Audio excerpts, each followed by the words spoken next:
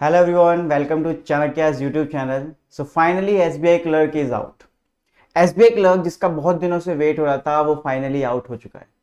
इसकी जो रजिस्ट्रेशन है वो आज से शुरू हो चुकी है, मतलब 17 दिसंबर से जो रजिस्ट्रेशन शुरू हो चुके हैं और 7 जनवरी 2025 तक इसके रजिस्ट्रेशन चलने वाले।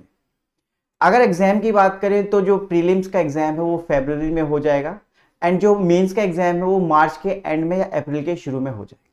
ये हमारे लिए जो जानना जरूरी था वो है बात। अब थोड़ा सा नोटिफिकेशन पे ध्यान देते कि इस बार नया क्या क्या है। तो बहुत सारी चीजें नई है इस बार, अगर आप नोटिफिकेशन में देखें तो वीडियो को लास्ट तक देखना जिससे कि आपको हर पॉइंट के बारे में इंफॉर्मेशन मिल सके। अब यहां पर चलते हैं, पहले देखते हैं यहां पर कि हमारे पास जो वैकेंसीज हैं वो स्टेट वाइज कितनी है। तो आप अपने स्टेट वाइज वैकेंसीज यहां पर चेक कर सकते हैं। अगर मैं यहां पर टोटल वैकेंसीज की बात करूं तो इस बार बहुत ही बम्पर वैकेंसीज है। आप देख पा रहे होंगे कि 13,735 वैकेंसीज, और अगर हम लास्ट ईयर की बात करें तो 8,700 समथिंग वैकेंसीज थी। तो इसका मतलब पिछले साल से भी 5,000 करीब ज्यादा वैकेंसीज इस बार आई हैं, जो कि एस्टिमेटेड भी था कि 10,000 से ज्यादा वैकेंसीज आने वाली है। आप यहां पर अपने स्टेट के हिसाब से देख सकते हैं। स्टेट के अलावा और भी आपका जो कैटेगरी है उसमें भी आप जा सकते हैं।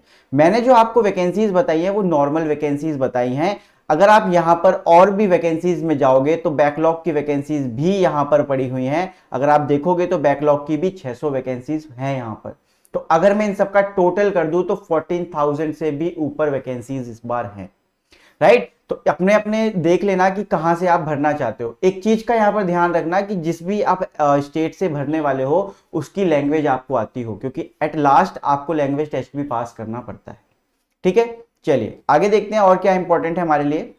एक चीज का ध्यान रखना, यहां पर काफी बच्चों को दिक्कत होगी कि ये डॉलर का साइन क्या कहना चाहता है, यहां पर डॉलर का साइन क्यों है। तो देखो, डॉलर के साइन से इस बार साफ साफ एक चीज मेंशन की है एसबीआई ने कि आप बिल्कुल भी ट्रांसफर नहीं करवा सकते।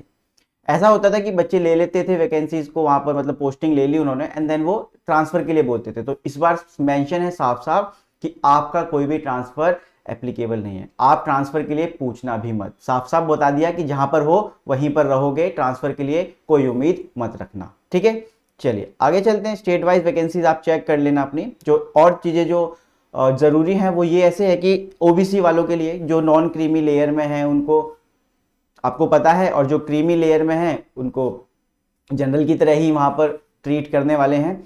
ठीक है, तो क्रीमी लेयर वालों को जनरल ही माना जाएगा, यहां पर सिंपल सी बात है। और आगे अगर हम चले यहां पर तो आपका जैसे ईडब्ल्यूएस का जो सर्टिफिकेट है वो 1 साल पुराना ही होना चाहिए, ज्यादा पुराना नहीं होना चाहिए।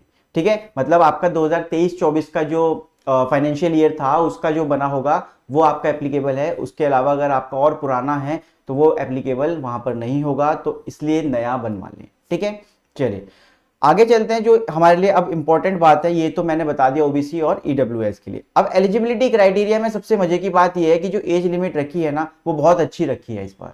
जैसे कि एसबीआई का जो नोटिफिकेशन है वो बहुत लेट हुआ है, बट जो एलिजिबिलिटी क्राइटेरिया है या फिर आप बात करो एज रिलैक्सेशन की, तो वो इन्होंने बहुत अच्छी रखी है कि वो 2 अप्रैल 1996 वाली ही रखी है। तो ऐसा माना जा रहा था कि जो डेट्स हैं वो हो सकता है ऊपर नीचे हो, बट यहां पर जो एज रिलैक्सेशन है वो बिल्कुल इन्होंने सेम रखा है। तो इसलिए बच्चों के लिए बहुत इंपॉर्टेंट है कि इस एज वाले बच्चे भी भर सकते हैं, राइट। तो ये दोनों डेट्स जो है वो इंक्लूड है, इनसे पहले और इनके बाद में पैदा ना हुआ हो कोई तो वो सब भर सकते हैं। मतलब अगर कोई 1 अप्रैल 1996 को अगर बर्थ है तो वो एप्लीकेबल नहीं है।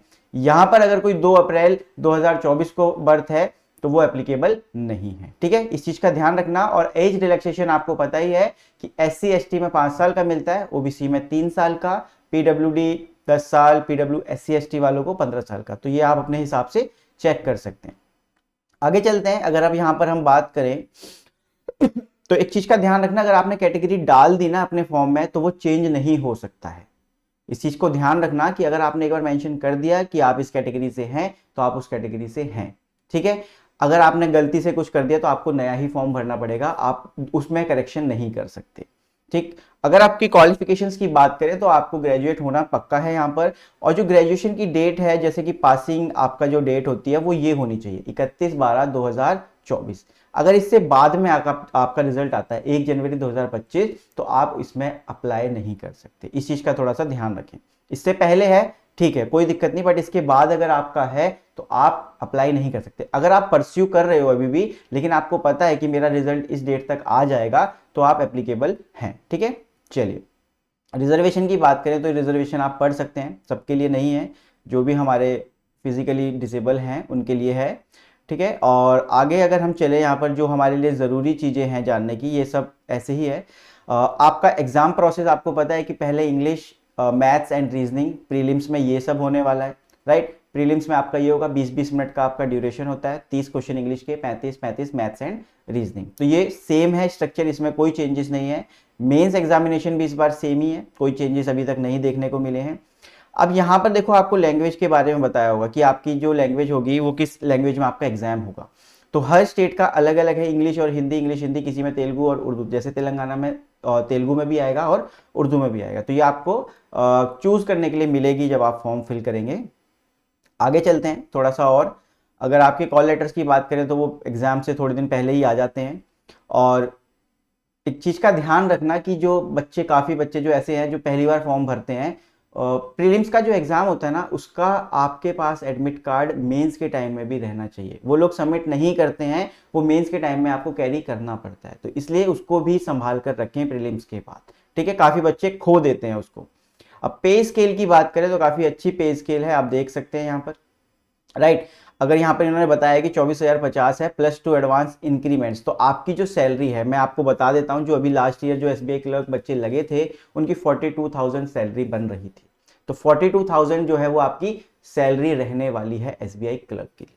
ठीक है, आगे चलते हैं। जो इंपॉर्टेंट चीजें इस बार और जो ऐड हुई हैं वो मैं आपको बता दूं यहाँ पर। अब जैसे ये कैटेगरी के वाइज अगर आप यहाँ पर देखोगे तो आपके चार्जेस अलग अलग हैं। जनरल, ओबीसी और ईडब्ल्यूएस के लिए 750 है, और अदर्स के लिए बिल्कुल नील है, मतलब 0।